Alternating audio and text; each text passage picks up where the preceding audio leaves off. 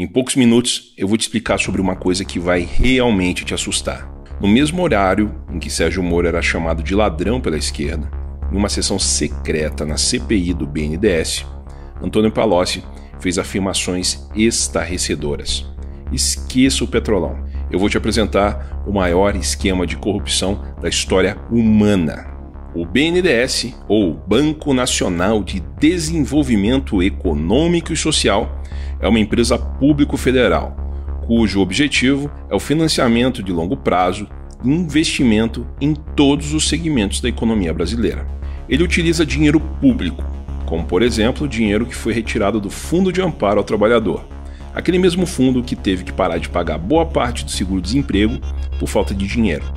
Em resumo, o banco usa o nosso dinheiro dos nossos impostos. Uma das obras mais comentadas que foram financiadas pelo BNDES foi o Porto de Mariel, que custou para nós 2,3 bilhões de reais. Para você ter uma ideia, 1 quilômetro de asfalto no Brasil custa em média 1 milhão de reais. Com esse valor, seria possível asfaltar mais de 2.300 quilômetros de estradas ou construir mais de 8.800 postos de saúde. Ou seja, não faz muito sentido emprestar para Cuba um valor que provavelmente não será pago, poderia ser utilizado no Brasil. Mas o que Palocci, o eterno braço direito de Lula, disse na CPI?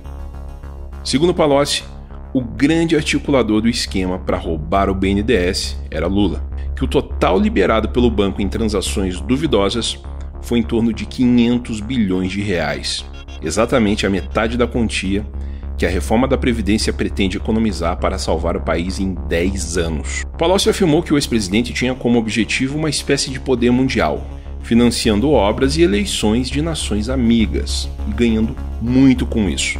Palocci afirmou que tentou remover de Lula a ideia de utilizar dinheiro público para financiar obras em outras nações, mas que Lula não deu ouvidos. Para conseguir as liberações, era preciso burlar o sistema. Isso nunca foi um problema para o PT. Como o dinheiro era roubado. Para você financiar uma obra em um país qualquer, é preciso que aquele país tenha uma nota de pagamento. Ou seja, você atribui uma nota de acordo com a capacidade daquele país pagar ou não o empréstimo. Um país como Angola, por exemplo, seria classificado com uma nota baixa, ele não teria condições de devolver esse dinheiro para o Brasil. Mas Angola teve mais de 14 bilhões de reais em financiamento do BNDES aprovados. A manipulação ocorria nas notas de risco e garantias para pagamento dos empréstimos. O país que não poderia devolver o dinheiro, magicamente se transformava em um bom pagador. O resultado disso é que esses empréstimos provavelmente nunca serão pagos. O TCU já vem um bom tempo investigando essas movimentações e apresentou um cálculo. O cálculo é o seguinte: cada obra no exterior financiada pelo banco, em média, desviava 50% do valor liberado. Provavelmente todo o dinheiro desviado foi utilizado para se pagar propina no exterior aos agentes envolvidos e provavelmente ao Partido dos Trabalhadores. Palocci confirmou o uso de contas bancárias no exterior para movimentar o dinheiro da propina. Isso quer dizer que devem haver contas no exterior abarrotadas com dinheiro do BNDES em nome do PT. Vamos a um cálculo rápido.